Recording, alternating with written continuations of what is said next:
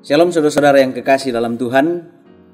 Kembali lagi kita berjumpa pada saat ini dalam Renungan Harian Toraya edisi Rabu tanggal 29 April tahun 2020. Kita bersama-sama hari ini mempersiapkan bacaan kita dari Yohanes pasalnya yang ke-21. Yohanes pasal 21 ayat pertama hingga ayat yang ke-14.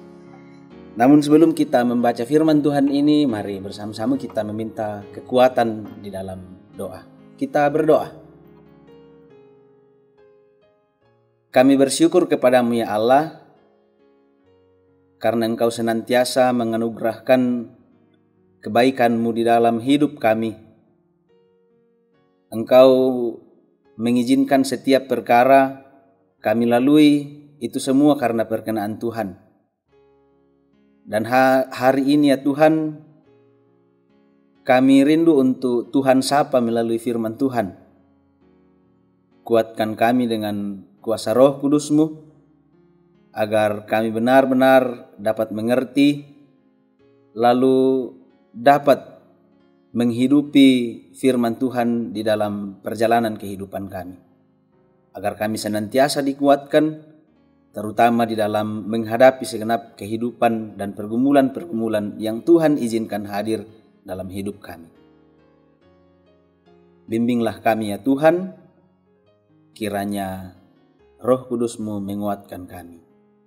Berfirmanlah di dalam Kristus Yesus, Sang Firman yang hidup, kami berdoa.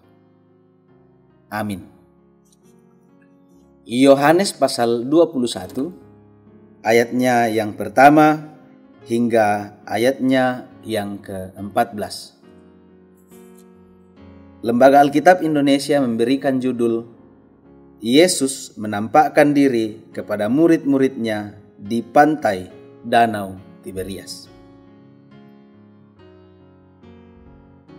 Kemudian Yesus menampakkan diri lagi kepada murid-muridnya di pantai Danau Tiberias.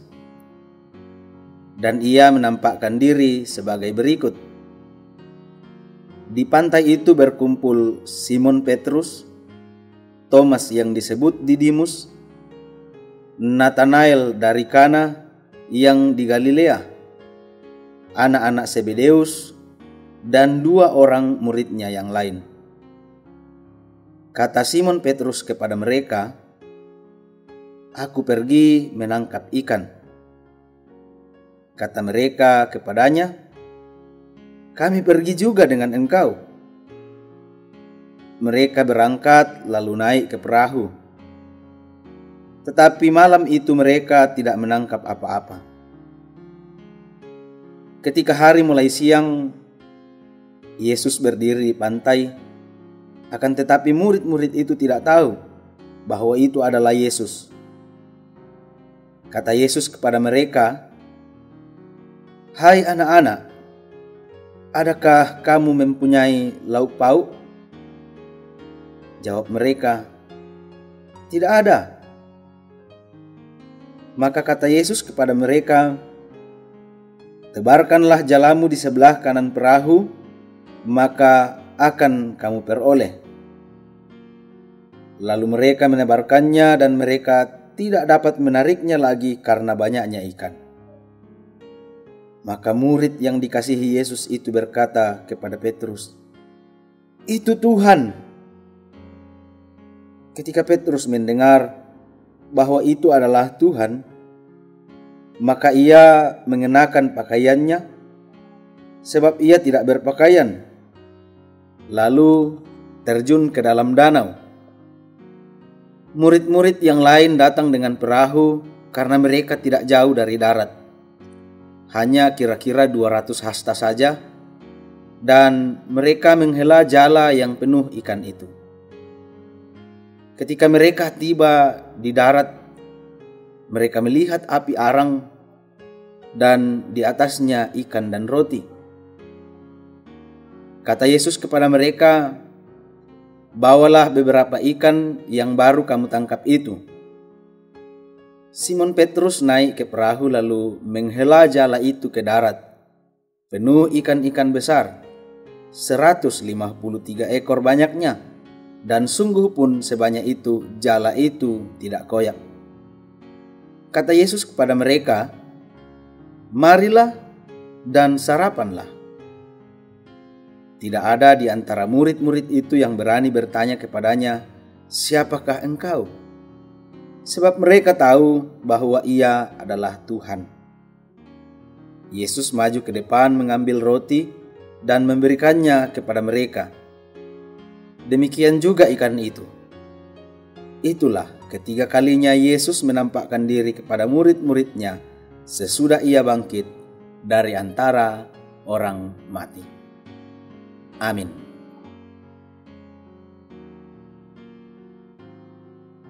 Saudara-saudara yang kekasih di dalam Tuhan, renungan harian Toraya pada hari ini akan kita renungkan dalam tema ketika Tuhan hadir. Ketika Tuhan hadir. Tonna mak dioren tu puang. Entah apa yang terlintas dalam hati dan pikiran kita di saat kita mengalami kekecewaan yang beruntun. Mungkin kita akan merasa letih, lelah, lesu, dan tergoda untuk berputus asa karena kita merasa bahwa semua yang dilakukan telah menjadi sia-sia. Petrus dan kawan-kawan dapat kita yakini mengalami rasa kecewa yang sangat dalam. Betapa tidak mereka telah kecewa dengan peristiwa kematian Yesus yang membuat mereka harus bersembunyi dan kembali ke masa lalu sebagai nelayan. Dan kini ketika mereka kembali menekuni keahlian mereka sebagai nelayan, ternyata mereka tidak mendapatkan apa-apa. Jalan pintas yang dapat mereka ambil atas kekecewaan itu ialah putus asa dengan tidak lagi peduli pada apapun pekerjaan mereka.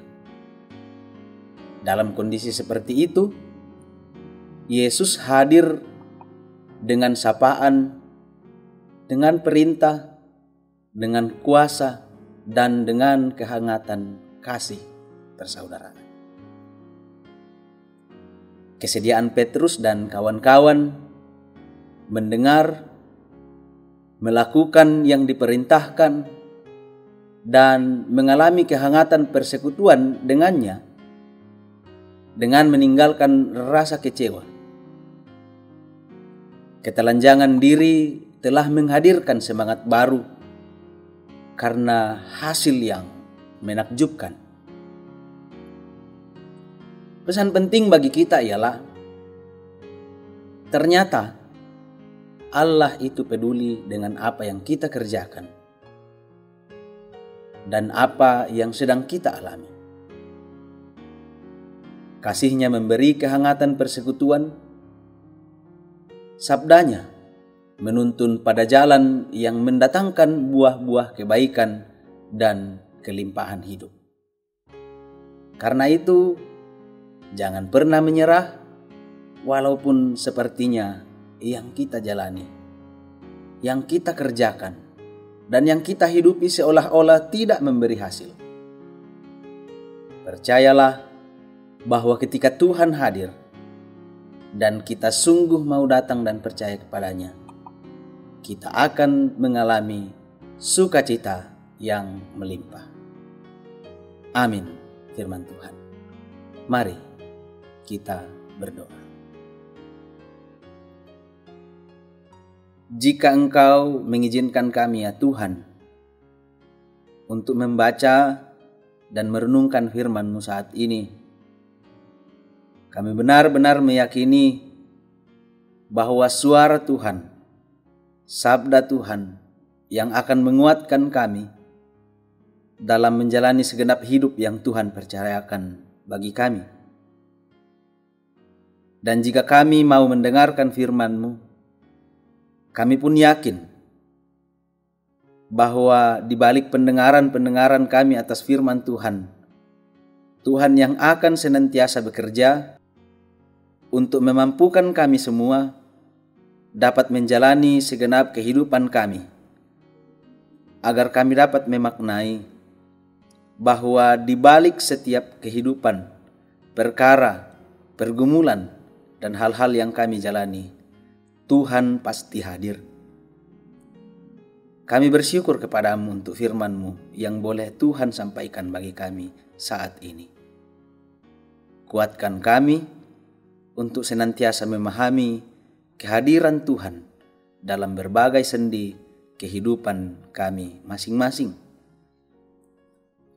Kami bersyukur kepadamu ya Tuhan, atas setiap hal yang boleh Engkau kerjakan, secara khusus di tengah-tengah situasi yang sementara kami alami pada saat ini.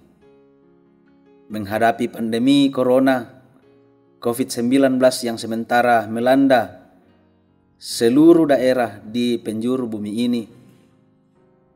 Kiranya kami semua ya Tuhan, boleh Engkau pakai.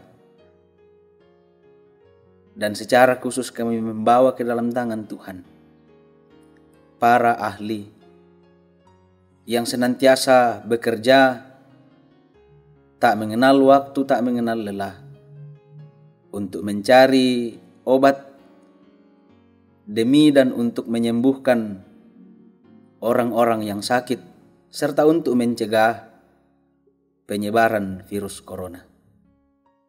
Kami yakin dan percaya semuanya berada di dalam tangan Tuhan. Dan kami yakin Tuhan hadir di setiap hal yang umat-Mu kerjakan pada saat ini.